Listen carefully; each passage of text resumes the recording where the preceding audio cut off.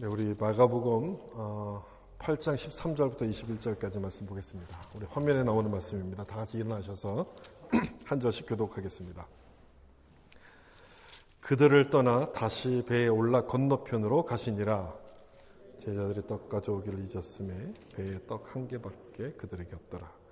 예수께서 경고하여 이르시되 삼가 바리새인들의 누룩과 헤롯의 누룩을 주의하라 하시니 제자들이 서로 수군거리기를 이는 우리에게 떡이 없음이로다 하거늘 예수께서 아시고 이르시되 너희가 어찌 떡이 없음으로 수군거리느냐 아직도 알지 못하며 깨닫지 못하느냐 너희 마음이 둔하냐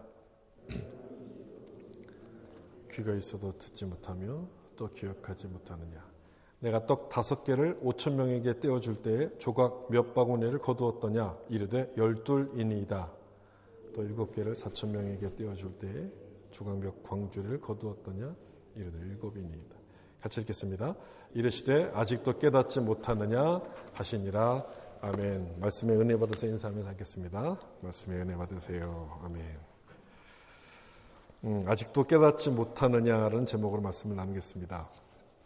우리가 8장 오늘 본문 8장 13절부터 말씀을 읽었는데 그 앞쪽에는 어떤 내용이 나오냐면 오병이어와 아주 비슷한 사건이 기록되어 있습니다. 예수님께서 가르치시다가 배고파하는 그 많은 무리들을 보시고 떡 7개와 물고기 2마리로 그곳에 있는 사람들을 먹이셨죠. 그래서 칠병이어 이렇게 부릅니다. 오병이어와 아주 비슷한 사건이죠. 두 가지가 굉장히 비슷한 사건인데 얼핏 보기에는 닮았지만 자세히 들여다보면 다른 점들이 굉장히 많습니다. 우선 거기 나오는 숫자가 다 달라요. 오병이어는 떡 5개로 5,000명을 먹이신 사건이죠. 오늘 8장에 나오는 칠병이어는 떡 7개로 4,000명을 먹이셨습니다. 그리고 남은 음식도 달랐죠. 오병이어에서는 12바구니가 남았지만 이 칠병이어에서는 7광주리가 남았습니다. 여러분 제가 방금 바구니, 12바구니, 7광주리 이렇게 말했는데 그 차이점 여러분 캐치하셨는지 모르겠어요. 제가 전에 오병이어를 설명드릴 때 이 내용, 이 둘의 차이를 제가 말씀드렸는데 바구니라고 기록한 것은 유대인들이 먹는 음식, 코셔를 담는 도구를 말하는 것이고 광주리라고 표현한 것은 이방인들이 사용하는 도구이기 때문에 그렇게 다르게 표현한 겁니다. 차이가 있는 거죠.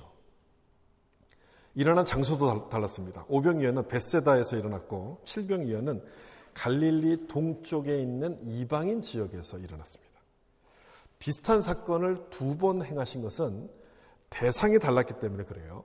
오병이어는 유대인들을 위한 기적이었지만 칠병이어는 이방인들을 위한 기적이었습니다.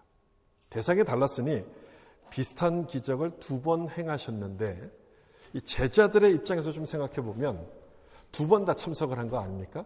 같은 기적을 2번 경험한 셈이 되는 거예요. 한 번도 아닌 2번을 경험했다면 이 제자들은 뭔가 좀 달라져야 되는 거죠. 한 번 경험한 사람과는 다른 모습을 보여줘야 될 것 같은데 오늘 읽은 이 본문의 내용을 보면 아니었습니다. 엄청난 기적을 2번이나 보았음에도 불구하고 이 제자들은 전혀 달라지지 않았어요. 오늘 읽은 본문 중에 14절 좀 보시면 예수님께서 이제 그 칠병이어 기적이 끝나고 배 타고 이제 다른 곳으로 이동하시는데 배 안에서 깜빡 잊어버린 게 생각이 난 거예요. 뭘 잊어버렸나 보세요. 제자들이 떡 가져오기를 잊었음에 배에 떡 1개밖에 그들에게 없더라. 뭘 잊었습니까? 떡을 잊어버렸어요. 그 배에는 적어도 12명의 제자들과 예수님이 탔으니까 12명 이상이 넘는 것 아니었겠습니까? 떡은 1개밖에 없는 거예요. 입은 10개가 넘는데 떡은 하나예요. 그 떡을 대장이신 예수님이 딱 드시면 나머지는 굶어야 되는 상황인 거예요. 걱정이 되겠죠. 그래서 16절에 제자들이 서로 수군거리기 시작해요. 이는 우리에게 떡이 없음이로다 하거늘 떡이 없어서 걱정을 하고 있는 장면이에요. 그런데 여러분 좀 이상하지 않습니까? 제자들이 방금 무엇을 목격하고 여기 지금 왔습니까? 어떤 기적? 칠병이어의 기적을 경험했어요. 조금 전에는 오병이어의 기적도 경험하지 않았습니까? 떡 5개로 5,000명을 먹이고 떡 7개로 4,000명을 먹이는 기적을 2번이나 보았음에도 불구하고 이들은 걱정하고 있어요. 떡이 하나밖에 없어서. 그래서 기적을 본다고 해서 믿음이 좋은 것은 아닌 것 같아요. 기적과 믿음은 별로 이렇게 상관관계가 없는 것 같아요. 특별히 기적을 많이 봤다고 해서 그 사람이 믿음이 좋다라고 생각할 필요가 없는 것 같아요. 사실 예수님께서는 이 오병이어와 칠병이어 두 번의 기적을 통해서 보여주고 싶으셨던 게 있었어요. 무엇이었냐면 우리를 먹이시는 분은 예수님이시다. 예수님이 우리를 채우시고 우리의 모든 문제를 해결하신다는 것을 보여주시고 싶어 했던 거예요.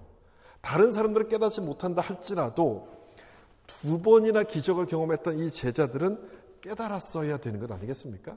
그런데도 이들은 지금 걱정을 하고 있어요. 떡이 하나밖에 없어서.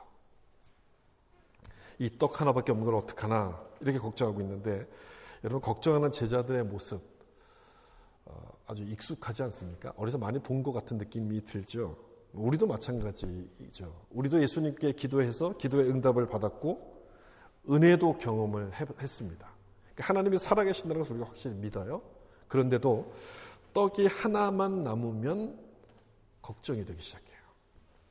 은혜를 경험했음에도 불구하고 또 걱정이 되는 거예요. 은혜를 막 주실 때는 역시 주님이 최고예요. 제가 주님만 바라보겠습니다. 라고 그렇게 막 이렇게 결심을 하고 막 기도를 하다가도 하나 남은 떡 앞에서는 모든 게 다 이렇게 무너지는 것이 우리들의 모습 아니겠습니까? 이 제자들이 바로 똑같은 모습이었어요. 그래서 걱정하고 수군대고 있는 이 제자들, 우리들의 모습을 돌아보게 하는 이 모습인데 이때 예수님께서 이들에게 뭐라고 말씀하시는지를 좀 여러분 잘 보세요. 여기 마가복음 8장 17절 같이 한번 읽어볼까요? 예수께서 아시고 이르시되 너희가 어찌 떡이 없으므로 수군거리느냐 아직도 알지 못하며 깨닫지 못하느냐 너희 마음이 둔하냐 이런 뜻이죠. 기적을 두 번이나 봤음에도 불구하고 떡이 없어서 걱정하고 있느냐 어찌 그렇게 마음이 둔하냐 이런 뜻에서 하시는 말씀이에요. 둔하다는 것은 딱딱하다는 거예요. 딱딱하다. 여러분 그 소고기를 이렇게 랩에 싸가지고 냉동실에 딱 넣어놓으면 고기가 이렇게 꽁꽁 얼잖아요. 그렇게 딱딱해진 것 바로 그 이들의 마음 상태가 바로 그런 상태였다는 거예요. 그렇게 딱딱하게 마음이 굳어 있으니 예수님의 말씀을 들어도 깨닫지 못하고 그 예수님을 믿지도 못하는 거였어요. 만약 이 사람들이 기적을 경험하지 못한 사람이었다면 뭐 그럴 수 있다고 생각할 수 있어요. 그럴 수도 있죠. 그런데 이들은 몇 번이나 그 기적을 봤습니까? 두 번씩이나 기적을 봤어요. 남들이 한 번 경험하는 것을 이들은 두 번이나 봤습니다. 그러면 더 잘 믿었어야 되는데 믿지를 못하고 마음이 굳어져 버렸어요. 왜 그랬을까? 이들의 마음이 왜 굳어졌을까? 오늘 본문의 핵심 포인트 말씀이 바로 15절이죠. 15절 보시면 예수께서 경고하여 이르시되 삼가 바리새인들의 누룩과 헤롯의 누룩을 주의하라고 하시니 이런 말씀이 나와요. 갑자기 누룩을 꺼내서 얘기하세요. 지금은 누룩을 이야기할 상황이 아닌데 이 누룩을 갑자기 예수님께서 말씀하세요. 누룩이 여러분 뭔지 아시죠? 이스트. 빵을 만들 때 이렇게 부풀게 발효하러 넣는 그 이스트가 이제 누룩이거든요. 이 누룩이 들어가면 이 밀가루 빵 전체를 이렇게 부풀게 만드는 역할을 하잖아요. 그래서 그 역할을 비유하셔서 지금 말씀하시는 거예요. 따라서 이 누룩이 상징하는 것은 반죽 전체를 부풀게 하는 영향력을 나타내는 겁니다. 주로 좋은 영향력보다는 이 나쁜 영향력을 말할 때 성경은 누룩을 언급하게 되는데 고린도전서에도 그런 말씀이 나와요. 5장 6절이죠. 너희가 자랑하는 것이 옳지 아니하도다. 적은 누룩이 온 덩어리에 퍼지는 것을 알지 못하느냐. 여기 누룩에 대한 얘기가 나오죠. 여기서 좋은 영향력을 말합니까? 나쁜 영향력을 말합니까? 이 나쁜 영향력을 의미하는 거예요.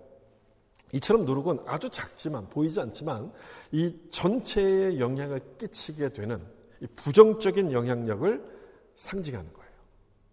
제자들의 오병이어와 칠병이어 이 두 가지 기적을 경험하고도 걱정했던 이유가 무엇입니까? 예수님을 신뢰하지 못했던 그 이유가 뭔가? 바로 이런 부정적인 영향을 받고 있었기 때문에 그렇다는 거예요.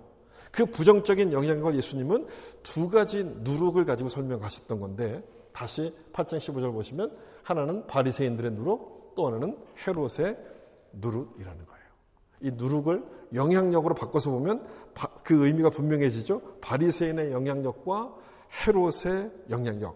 이 두 가지 때문에 예수님을 믿고 따라가야 될 제자들이 지금 걱정을 하고 있는 거예요. 떡이 하나밖에 없다는 그 사실 앞에 걱정을 하고 있는 거예요. 세상에 영향력을 끼쳐야 될 사람들이 오히려 세상으로부터 영향을 받고 있는 거예요. 그래서 마음이 둔해졌습니다. 마음이 둔해져서 아직도 깨닫지 못하느냐라고 예수님께 책망을 들을 수밖에 없는 그런 상태가 된 거죠. 그런데 여러분, 이들만 그렇겠습니까?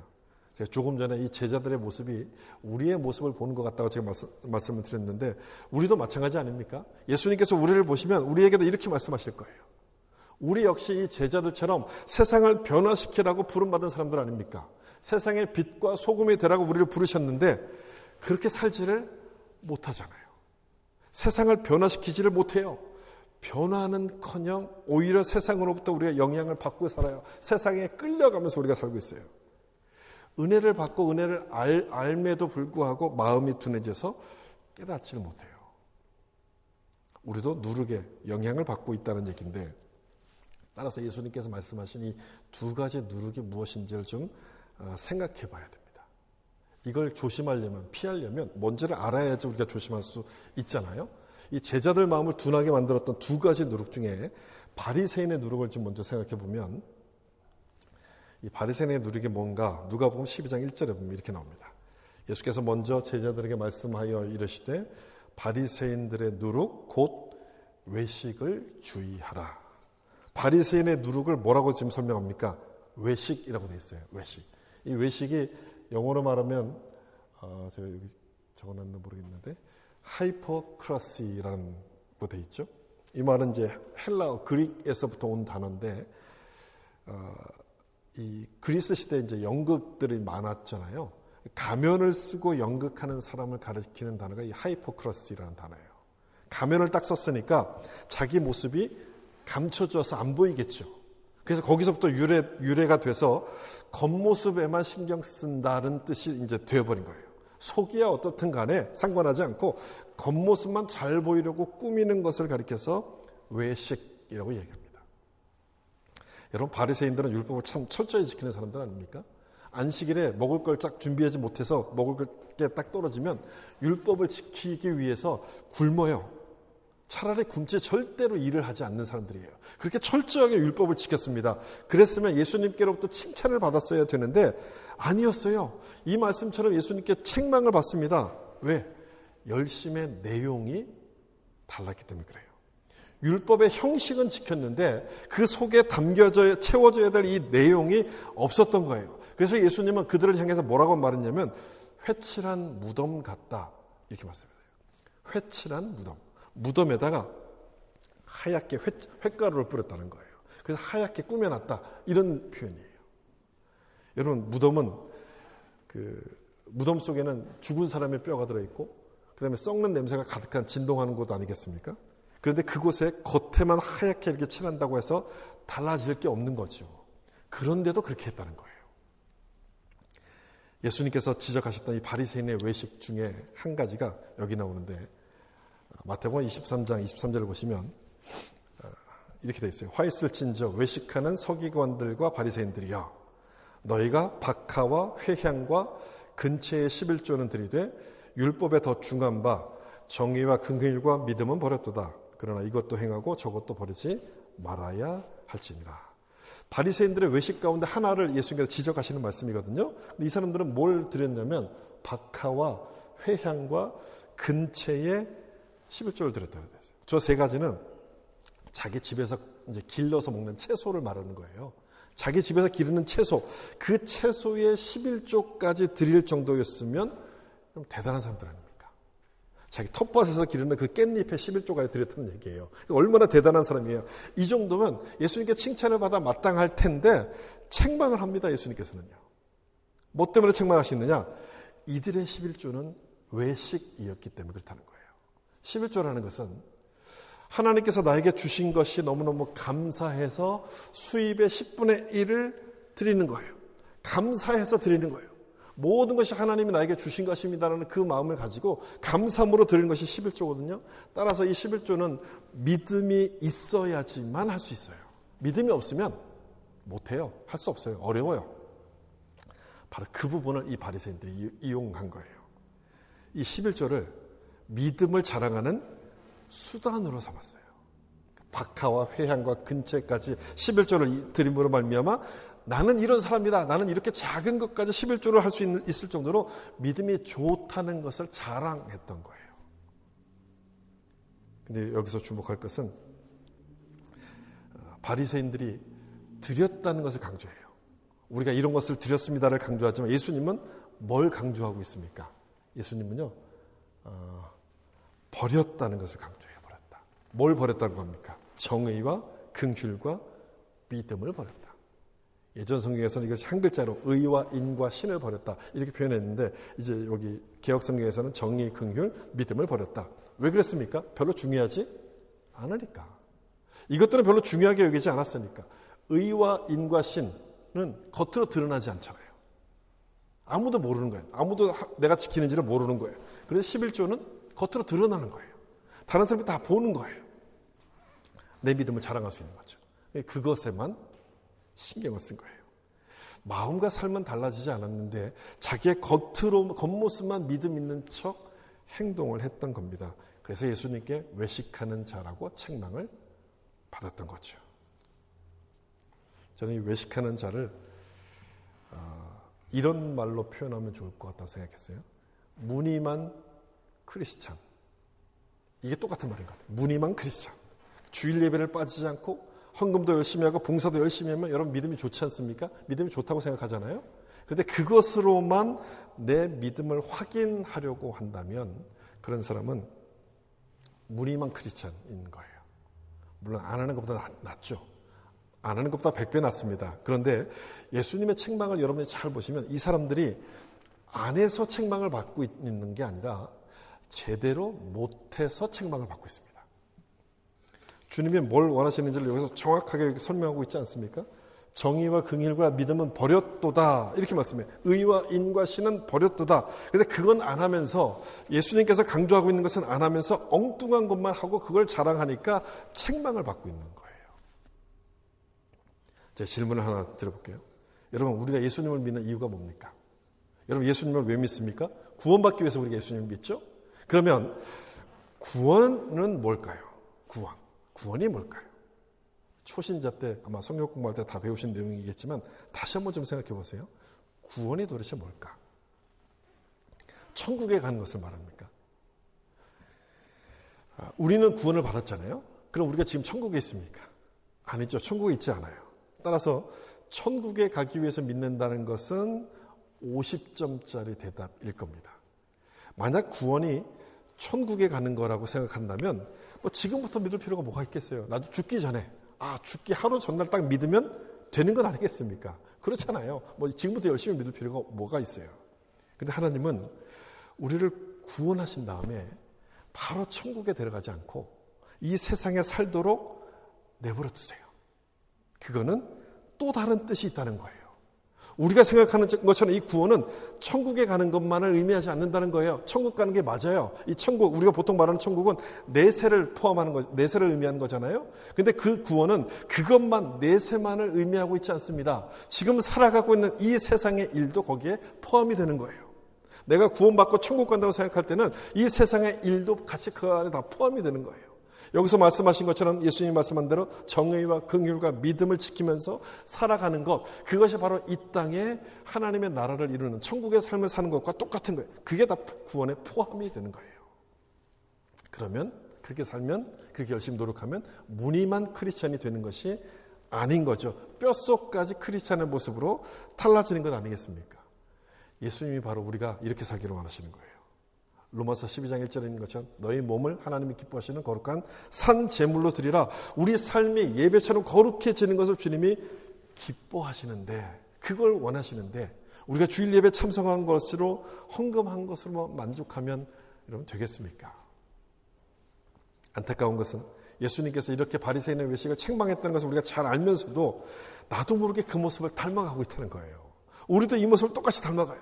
내 믿음을 예배 드렸다는 것으로 확인을 하고 또 11조와 봉사를 통해서 내 신앙생활을 자꾸 평가합니다. 물론 그것도 중요하죠. 그것도 중요해요. 그러나 그것보다 더 중요한 것은 보이지 않는 것에 있어요.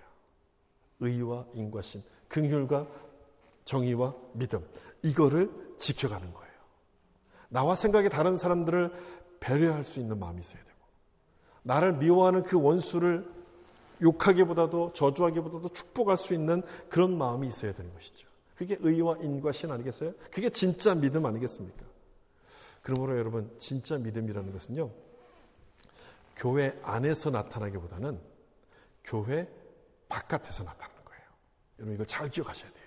진짜 믿음은 교회 안보다는 교회 바깥에서부터 이렇게 나타나는 거예요. 그래서 예수를 믿는 사람은 오래 믿으면 믿을수록 인상이 굉장히 좋아집니다. 제가 지난번 성경 공부 시간에 잠깐 말씀드렸는데, 그래서 여러분들은 기도하실 때 이렇게 기도하셔야 돼요. 예수님, 나에게 좋은 인상을 주세요. 인상이 좋아지게 해주세요라고 꼭 여러분 기도하셔야 돼요. 예쁜 얼굴을 선호하는 시대가 됐잖아요. 여러분, 예쁜 얼굴보다 더 중요한 것은요, 좋은 인상을 갖는 거예요. 예수 믿는 사람은 인상이 좋아야 돼요. 제가 삶의 변화를 계속해서 강조하는 것도 바로 그것 때문에 그런 거예요. 우리는 무늬만 크리스찬이 되면 안 되고요, 뼛속까지 크리스찬이 되어야 되기 때문에 그렇다는 거예요. 바리새인의 누룩을 주의하라고 하신 것이 바로 그 말씀인 거예요. 외형보다는 내면, 속마음이 거룩하도록 노력하는 것이 바리새인의 누룩을 주의하는 것이고, 그 모습이 예수님이 원하시는 모습이라는 사실을 여러분 믿으시길 바랍니다. 그 다음에 두 가지 누룩 중에 두 번째, 헤롯의 누룩이죠. 여기 헤롯의 누룩을 주의하라고 하셨는데, 두 번째가 헤롯의 누룩인데, 이 헤롯의 누룩이 도대체 뭘까? 이 말씀과 비슷한 말씀이 마태복음에 나오는데, 마태복음 16장 11절을 보시면, 오직 바리새인과 사두개인들의 누룩을 주의하라. 여기서는 사두개인의 누룩이라고 나옵니다. 마가복음에서는 헤롯의 누룩이라고 되어 있죠. 여기 마태복음에서는 사두개인의 누룩이라고 되어 있어요. 각각 다르게 기록하고 있는 것 같지만 의미는 똑같습니다. 의미는 같아요. 이 헤롯이나 사두개인은 같은 종류의 사람이기 때문에 그렇다는 거예요. 여러분, 헤롯이 누굽니까? 분봉왕이었죠. 로마 황제로부터 팔레스타인 지역을 다스리도록 임명받은 분봉왕, 그 헤롯이었어요. 황제에게 임명을 받았으니까 누구에게 잘 보여야 돼요? 황제에게 잘 보여야 돼요. 그래서 황제를 위한, 자기가 다스리는 그 지역에 황제를 위한 도시를 막 세워요. 그 도시에는 이름을 뭐라 붙였냐면 가이사랴 빌립보, 이렇게 이름을 붙여요. 시저라는 이름이에요. 이 도시는 황제를 위한 도시입니다. 이렇게 이름을 붙여서 잘 보이는 거예요. 그 자기가 다스리는 사람이 유대인들이 그 안에 있었으니까 이 지역에 성전을 지어요. 헤롯이 지은 성전이 굉장히 유명하잖아요. 헤롯은 건축왕으로 굉장히 유명한 사람입니다. 건축하려면 돈이 많이 들잖아요. 그 많은 돈을 다 어디서 충당했겠어요? 세금을 막 걷어갖고, 엄청 세금을 매겨갖고 이 돈을 다 충당했어요. 그래서 건축물을 많이 지었는데, 따라서 헤롯은 돈으로 자기의 기득권을 지키려고 했던 물질주의를 상징하는 사람이에요. 사두개인도 마찬가지죠. 사두개인은 제사장 출신으로 성전 관리 책임을 맡았습니다. 성전에서 벌어지는 모든 이권을 이 사두개인들이 딱 쥐고 있었어요. 그리고 그 기득권을 지키기 위해서 누구하고 결탁하냐면 이 헤롯 왕가와 가까이 지내요.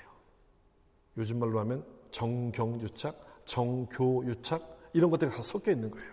그렇게 가까이 지내면서 자기의 권리를 유지하고 지켰어요. 따라서 왜 마태가 사두개인이라고 했는지 이해가 되는 거죠. 마가복음에서 왜 헤롯의 누룩이라고 했는지 이해가 돼요. 이 두 사람은 서로 다른 사람이지만 똑같은 생각을 가졌어요. 둘 다 돈이면 다 된다고 믿는 물질주의자들이었기 때문에 그래요. 예수님께서 헤롯의 누룩을 주의하라고 말씀하신 것은 바로 제자들이 물질주의의 영향을 받고 있었기 때문에 그렇다는 거예요. 그래서 마음이 둔해진 것 아닙니까? 예수님의 말씀을 들어도 깨닫지 못했던 것 아니었겠어요? 다시 오늘 본문을 보세요. 예수님께서 헤롯의 누룩을 주의하라고 말씀하셨을 때 제자들이 이렇게 반응합니다. 16절. 제자들이 서로 수군거리기를 이는 우리에게 떡이 없음이로다. 떡이 없다고 동문서답을 해요. 헤롯의 누룩을 주의하라고 말씀하는데 떡이 없다고 이야기해요. 지금 떡이 없는데 무슨 누룩을 말씀하시는 겁니까? 라고 이렇게 제자들은 깨닫지는 못하는 거예요. 예수님께서는 비유를 통해서 비유로서 누룩을 말씀하고 있는데 제자들 머릿속에는 온통 떡에 대한 관심밖에 없었으니까 이해가 안 되는 거예요. 제자들이 어디에 포커싱하고 있는지 여러분 나타나죠? 떡이었어요. 떡. 바로 재물, 물질에 대해서 포커싱을 하고 있었어요. 이 물질주의가 제자들의 마음을 지배하고 있었던 거예요. 제자들, 예수님의 제자들이 이 정도였다면 우리는 어떨까요? 나는 재물의 영향을 받지 않는다라고 말할 수 있겠습니까? 어느 사람이 그럴 수 있겠어요? 아마 그런 사람은 없을 거예요. 이 물질주의는 예수님 시대뿐 아니라 지금 우리에게도 똑같습니다. 어느 시대나 최고의 우상은 만몬, 돈입니다. 디모데후서 3장을 보면 말세가 되면 사람들이 자기를 사랑하며 돈을 사랑한다라고 말씀해요. 말세에 나타난 특징, 자기를 사랑하고 돈을 사랑한다 말해요. 이 두 가지가 한 세트라는 거예요. 이기주의, 물질주의, 이 두 가지가 한 세트라는 거예요. 여러분 지금 보세요. 지금 사람들이 얼마나 이기적이 되어가고 있습니까? 그리고 얼마나 돈을 쫓아가면서 살고 있습니까? 예전보다 훨씬 더 잘 살게 됐지만 서로 간의 관계는 굉장히 삭막해져 갔어요. 지금 전 세계적으로 이민자와 약자를 혐오하는 극우 현상들이 막 심해지고 있지 않습니까? 모든 나라가 다 이제 이런 현상들이 나타나고 있는데 이런 현상들이 심해지는 것은요, 이기심과 물질주의 영향 때문에 그렇게 되는 거예요. 앞으로 이런 현상은 점점 더 심해지게 될 텐데 이 속에 살고 있는 우리가 영향을 안 받을 수는 없는 것 아니겠습니까? 우리도 영향을 받겠죠. 내가 물질주의의 영향을 받고 있는가 아닌가를 확인하려면 여러분 이렇게 생각해 보시면 돼요. 큰일이 딱 벌어졌을 때 내가 돈을 빌릴 것부터 생각하는지 아니면 하나님께 기도를 먼저 하는지를 좀 생각해 보시면 돼요. 돈이 먼저인가 아니면 기도가 먼저인가? 여러분들 어느 쪽이십니까? 어느 쪽이 먼저예요? 둘 다 합니까? 둘 다 하더라도 먼저 하는 게 있는 거 아니에요. 우리가 하나님을 믿는다고 하지만 이 재물의 영향으로부터 자유롭지는 사실 못합니다. 사람이니까 어쩔 수 없는 건 아니겠습니까? 그렇게 변명할 수도 있겠지만 여러분 그런 변명은 통하지 않아요. 사람이라서 어쩔 수 없는 게 아니고요. 우리가 노력하지 않아서 그렇게 되는 거예요. 노력하지 않는다는 것은 이 물질주의를 극복할 생각이 없다는 거예요. 아예 생각을 안 하고 있는 거예요. 가끔 이런 말을 하는 분들을 볼 때가 있어요. 다른 헌신은 다 하겠는데 헌금은 아직 좀 아닙니다. 이런 말을 하는 분이 있어요. 헌금은 아직 좀 아니라는 거예요. 이렇게 말하는 분들은 아직 내가 물질주의를 극복할 생각이 없다는 거예요. 하나님도 좋은데 하나님보다는 만몬, 재물이 더 중요하다, 재물이 더 좋다, 그런 뜻이에요. 여전히 그 재물의 물질주의에 묶여있는 그런 모습인 거죠. 감리교 설립자인 요한 웨슬레이는 이런 말을 했어요. 나는 주머니가 회개하지 않는 사람의 회개는 신뢰하지 않는다. 주머니가 회개하지 않는 사람의 회개, 신뢰하지 않는다. 그 사람이 정말 변했는지 회개했는지는 돈을 어디에다 쓰는지를 보면 알 수 있다는 거예요. 나를 위해서 쓰는가 아니면 내 욕망을 위해서 쓰는가 아니면 하나님을 위해서 쓰고 있는가.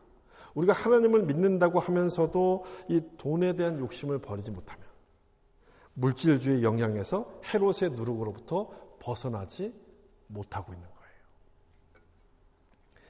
옛날 한국의 선교사님들, 외국의 선교사님들이 오셔서 막 복음을 증거하고 막 그랬을 그때는 라이스 크리스천들이 있었대요.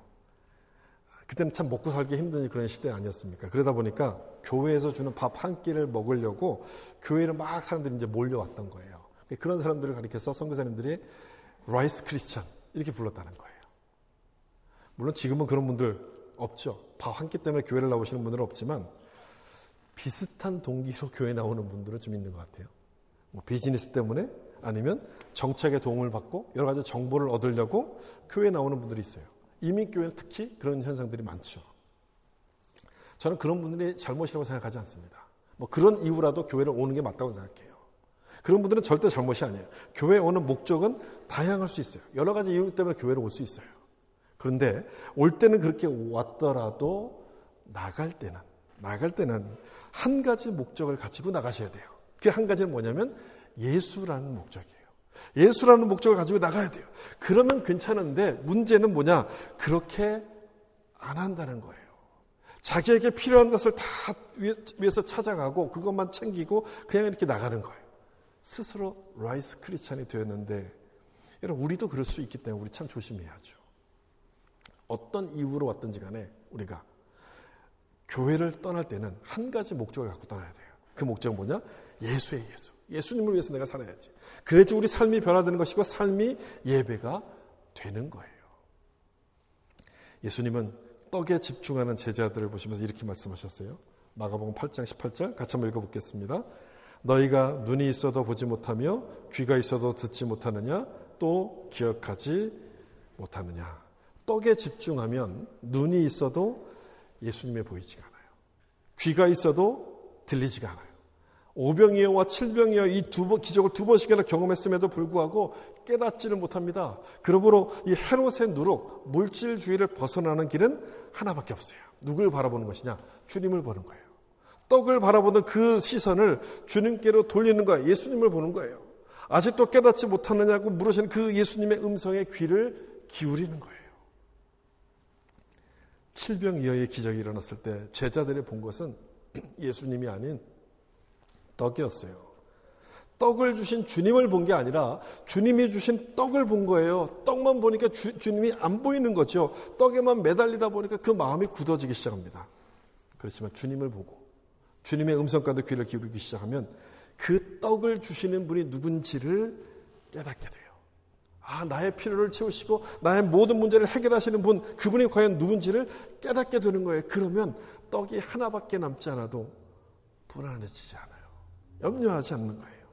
걱정하지 않습니다. 내가 믿는 예수님은 떡 하나를 떡 5개로 5,000명을 먹이시는 분이고 떡 7개로 7병이어의 기적을 일으키시는 분이기 때문에 그 주님이 내 옆에 계신다는 그 사실이 딱 보이는 거예요. 걱정하지 않아요. 두려워하지 않아요. 예수님의 생명의 떡이라는 그 사실을 깨닫게 되는 거죠. 여러분들도 이 사실을 깨달았습니까?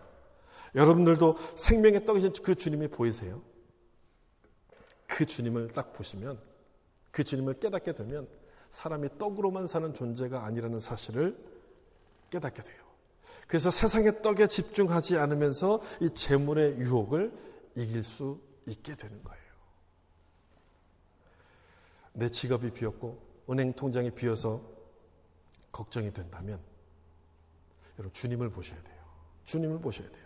텅 빈 내 지갑, 텅 빈 내 인생을 채우실 수 있는 분, 칠병이어의 기적처럼 채우실 수 있는 분이 바로 예수님이심을 믿고 그 주님을 바라보셔야 되는 거예요. 그러면 헤롯의 누룩을 물리칠 수 있는 힘이 생기는 거예요. 예수님의 생명의 떡임을 믿으면 세상의 떡의 마음을 빼앗기지 않습니다. 헤롯의 누룩을 멀리하게 되는 것이고 마음이 둔해지지 않아요. 바리새인의 누룩, 그 외식을 멀리하면서 우리 삶이 달라지기 시작합니다. 이런 은혜가 여러분과도 있기를 축복합니다. 예수님의 생명의 떡임을 여러분 기억하시고 그 주님을 바라보셔서 참된 크리스찬으로 살아갈 수 있기를 예수님의 이름으로 축원합니다. 기도하겠습니다.